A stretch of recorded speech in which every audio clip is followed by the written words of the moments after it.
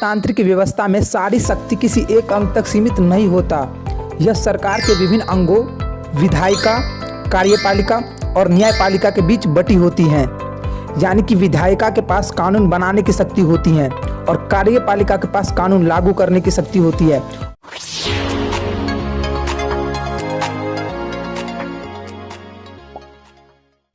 कक्षा 10 राजनीतिक विज्ञान, सत्ता की साझेदारी।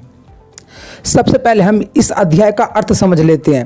सत्ता का अर्थ होता है शक्ति या ताकत, जिसे हम इंग्लिश में पावर कहते हैं, एवं साझेदारी का अर्थ होता है साझा करना यानी कि बांटना, जिसे हम इंग्लिश में शेयर कहते हैं। सत्ता की साझेदारी स्वाभाविक रूप से लोकतंत्र से जुड़ा है। आप पिछले साल पढ़ चुके हो कि लोकतांत्रिक व्यवस्था में सारी शक्ति किसी एक अंग तक सीमित नहीं होता। यह सरकार के विभिन्न अंगों, विधायिका, कार्यपालिका और न्यायपालिका के बीच बटी होती हैं।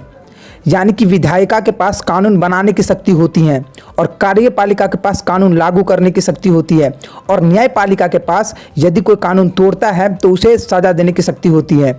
इस प्रकार से सत्ता यानी कि शक्ति को विकेंद्रित करना लोकतंत्र के कामकाज के लिए बहुत जरूरी है। अतः इस अध्याय और आने वाले 3 अध्यायों में हम यह पढ़ेंगे कि सत्ता अर्थात शक्ति का बंटवारा किस प्रकार से होता है। तो सबसे पहले हम बेल्जियम और श्रीलंका के 2 कहानियों के साथ शुरुआत करेंगे। यह दोनों घटनाएं हमें यह बताएंगी कि विभिन्न लोकतांत्रिक शासन पद्धति सत्ता के बंटवारे की मांग से किस तरह निपटती है। इन दोनों घटनाओं से हमें यह समझने में मदद मिलेगी कि आखिर लोकतंत्र में सत्ता के बंटवारे की जरूरत क्यों होती है।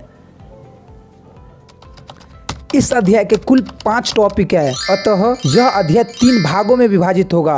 इस वीडियो में हम बेल्जियम और श्रीलंका में बहुसंख्यकवाद और बेल्जियम की समझदारी, इन तीनों टॉपिक को कवर करेंगे। एवं नेक्स्ट आने वाले भाग 2 में हम सत्ता की साझेदारी क्यों जरूरी है एवं सत्ता की साझेदारी के रूप, इन दोनों टॉपिक को कवर करेंगे। और नेक्स्ट आने वाले वीडियो अर्थात भाग 3 में मैं आपको इस अध्याय के अभ्यास प्रश्नोत्तरी और महत्वपूर्ण प्रश्न उत्तर और इसके साथ नोट्स प्रोवाइड करा दूंगा। साथ ही नोट्स जो है वह भाग 3 से पहले ही टेलीग्राम ग्रुप में भेज दिया जाएगा। नोट्स के लिए आप टेलीग्राम ग्रुप में ज्वाइन हो सकते हो।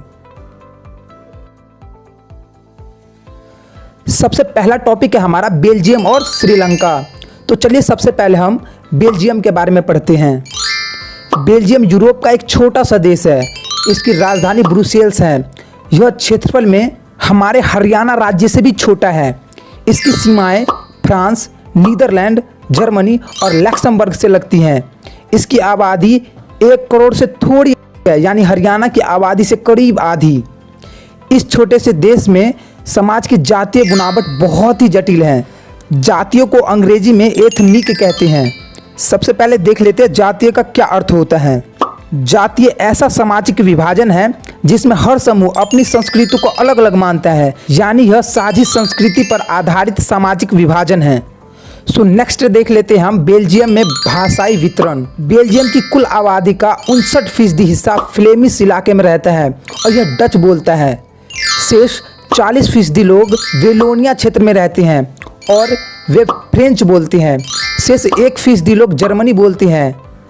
यही बात कर लेते हैं बेल्जियम की राजधानी ब्रुसेल्स की, तो वहाँ 80% लोग फ्रेंच बोलते हैं और 20% लोग डच बोलते हैं। अल्पसंख्यक फ्रेंच भाषी लोग तुलनात्मक रूप से ज़्यादा समृद्ध और ताकतवर रहे हैं। बहुत बाद में जाकर आर्थिक विकास और शिक्षा का लाभ पाने वाले डच भाषी लोगों को इस स्थिति से नाराजगी थी। इसके चलते 1950 से 1960 के दशक में फ्रेंच और डच बोलने वाले समूहों के बीच तनाव बढ़ने लगा। डच भाषी लोग देश में बहुमत में थे, परंतु बेल्जियम की राजधानी में यह अल्पमत में थे। तो चलिए अब हम इसकी तुलना श्रीलंका से करते हैं। श्रीलंका एक द्वीपीय देश है जो तमिलनाडु के दक्षिण तट से कुछ किलोमीटर की दूरी पर स्थित है। इसकी आबादी करीब 2 करोड़ है, यानी हरियाणा के बराबर। दक्षिण एशिया के अन्य देशों की तरह श्रीलंका की आबादी में भी कई जातीय समूह के लोग हैं। यहाँ सबसे प्रमुख सामाजिक समूह सिल्लियों का है, जिनकी आबादी कुल जनसंख्या का 74% है। फिर तमिलों का नंबर आता है, जिनकी आबादी कुल जनसंख्या में 18% है। तमिलों में भी 2 समूह हैं, श्रीलंकाई मूल के तमिल जो कि 13% हैं और हिंदुस्तानी तमिल। अधिकतर सिंहली भाषी लोग बौद्ध हैं, जबकि तमिल भाषी लोग में कुछ हिंदू और कुछ मुसलमान हैं। श्रीलंका की आबादी में ईसाई लोगों का हिस्सा केवल 7% है और वे सिंहली और तमिल दोनों भाषाएं बोलते हैं।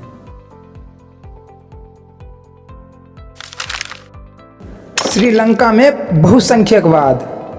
सन 1948 में श्रीलंका एक स्वतंत्र राष्ट्र बना। सिंहली समुदायों के नेता ने अपनी बहुसंख्या के बल पर शासन पर प्रभुत्व जमाना चाहा। इस वजह से लोकतांत्रिक रूप से निर्वाचित सरकार ने सिंहली समुदाय की प्रभुत्वता कायम करने के लिए अपनी बहुसंख्यक परस्ती के तहत कदम उठाए, जिसके तहत 1956 में एक कानून बनाया गया। इस कानून के जरिए तमिलों को दंडनीकार करके सिंहली को एकमात्र राजभाषा घोषित कर दिया गया। विश्वविद्यालयों और सरकारी नौकरियों में सिंहलियों को प्राथमिकता देने की नीति भी लाई गई। नए संविधान में यह प्रावधान था कि सरकार बौद्ध मत को संरक्षण और बढ़ावा देगी। एक एक करके लिए गए इन सरकारी फैसलों ने श्रीलंकाई तमिलों की नाराजगी और शासन को लेकर उनमें बेगानेपन को बढ़ा दिया। उन्हें लगा कि बौद्ध धर्मावलंबी सिंहलियों के नेतृत्व वाली सारी राजनीतिक पार्टियां उनकी भाषा और संस्कृति को लेकर असंवेदनशील हैं। उन्हें लगा कि संविधान और सरकार की नीतियां उन्हें समान राजनीतिक अधिकारों से वंचित कर रही हैं। नौकरियों और फायदों के अन्य कामों में उनके साथ भेदभाव हो रहा है और उनके हितों की अनदेखी की जा रही है। परिणाम स्वरूप तमिल और सिंहलियों के समुदाय के बीच संबंध बिगड़ते चले गए। श्रीलंकाई तमिलों ने अपनी राजनीतिक पार्टियां बनाई और तमिलों को राजभाषा बनाने, क्षेत्रीय स्वायत्तता हासिल करने तथा शिक्षा और रोजगार में समान अवसरों की मांग को लेकर संघर्ष किया। 1980 के दशक तक उत्तरी पूर्वी श्रीलंका में स्वतंत्र इल्म तमिल इल्म अर्थात सरकार बनाने की मांग को लेकर अनेक राजनीतिक गठन बने। अतः श्रीलंकाई सरकार के इन फैसलों एवं कानूनों और श्रीलंकाई तमिलों की इस संघर्ष के कारण श्रीलंका में दो समुदायों अर्थात सिंहली एवं श्रीलंकाई तमिलों के बीच पारस्परिक अविश्वास ने बड़े टकराव का रूप ले लिया। परिणाम स्वरूप इस टकराव ने गृहयुद्ध का रूप ले लिया। तो यहाँ पर हम देख लेते हैं कि गृहयुद्ध किसे कहते हैं। किसी मुल्क में सरकार विरोधी समूहों की हिंसक लड़ाई ऐसा रूप ले लें कि वह युद्ध सा लगने लगे तो उसे गृहयुद्ध कहते हैं। सो यहाँ पर हमने श्रीलंका की कहानी पढ़ा। अब चलिए आगे हम बेल्जियम की कहानी पढ़ते हैं कि बेल्जियम में क्या हुआ। बेल्जियम की समझदारी।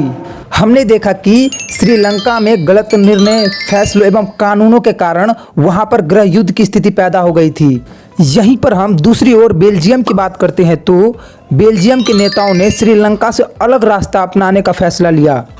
उन्होंने क्षेत्रीय अंतरों और सांस्कृतिक विविधता को स्वीकार किया तथा 1970 से 1993 के बीच उन्होंने अपने संविधान में 4 संशोधन सिर्फ इसलिए किए ताकि बेल्जियम में रहने वाले किसी भी आदमी को बेगानेपन का एहसास ना हो और वे सभी आपस में मिलजुल कर रह सकें। इन्होंने इसके लिए जो व्यवस्था की वह बहुत ही कल्पनाशील है तथा कोई और देश ऐसा नहीं कर पाया। तो सबसे पहले देख लेते हैं कि बेल्जियम ने अपने संविधान में 4 कौन कौन से संशोधन किए। बेल्जियम के संविधान में किया गया पहला संशोधन, संविधान में इस बात का स्पष्ट प्रावधान कराया गया कि केंद्रीय सरकार में डच और फ्रेंच भाषी मंत्रियों की संख्या एक समान रहेगी। कुछ विशेष कानून तभी बनेंगे जब दोनों भाषाई समूहों के संसदों का बहुमत पक्ष में होगा। अतः इस प्रकार किसी एक समुदाय के लोग एक तरफा फैसला नहीं कर सकते। बेल्जियम के संविधान में दूसरा संशोधन, केंद्र सरकार की अनेक शक्तियां देश के 2 इलाकों के क्षेत्रीय सरकारों को बांट दी गई, यानी राज्य सरकारें केंद्र सरकार के अधीन नहीं रहेगी। बेल्जियम के संविधान में चौथा संशोधन, केंद्रीय और राज्य सरकारों के अलावा बेल्जियम एक तीसरे स्तर की सरकार है जिसे सामुदायिक सरकार कहते हैं। इस सरकार का चुनाव एक ही भाषा बोलने वाले लोग करते हैं। डच, फ्रेंच और जर्मनी बोलने वाले समुदाय के लोग चाहे वे जहां भी रहे इस समुदाय सरकार को चुनते हैं। इस सरकार के पास सांस्कृतिक, शैक्षिक और भाषाई जैसे मामलों पर फैसले लेने की शक्ति है। अतः बेल्जियम के संविधान में संशोधन के कारण वहां पर गृहयुद्ध की स्थिति पैदा नहीं हुई, अन्यथा बेल्जियम में भी गृहयुद्ध की स्थिति पैदा हो जाती और बेल्जियम 2 अलग अलग भाग में बट जाता। जब अनेक यूरोपीय देशों ने साथ मिलकर यूरोप संघ बनाने का फैसला लिया तो ब्रुसेल्स को उसका मुख्यालय चुना गया, अर्थात यूरोपीय संघ का मुख्यालय ब्रुसेल्स है। अतः इस प्रकार हमारा यह तीनों टॉपिक कंप्लीट होता है। अब बच जाते हमारे बाकी दो टॉपिक, जिसे हम नेक्स्ट आने वाले भाग 2 में कवर करेंगे। यदि आपको वीडियो पसंद में आया तो वीडियो को लाइक कर सकते हो और नए आने वाली वीडियो की सूचना सबसे पहले पाने के लिए आप हमारे YouTube चैनल को सब्सक्राइब कर सकते हो। यदि आपको कुछ सवाल पूछना है या फिर किसी और टॉपिक पर वीडियो चाहिए तो आप नीचे कमेंट कर सकते हो। सो आपके लिए एक सवाल है, इस सवाल का आंसर आपको नीचे कमेंट करना है। सो सवाल है कि यूरोपीय संघ का मुख्यालय कहाँ है। ओके, इस सवाल का जवाब आपको नीचे कमेंट करना है कि यूरोपीय संघ का मुख्यालय कहाँ है। सो वीडियो देखने के लिए धन्यवाद।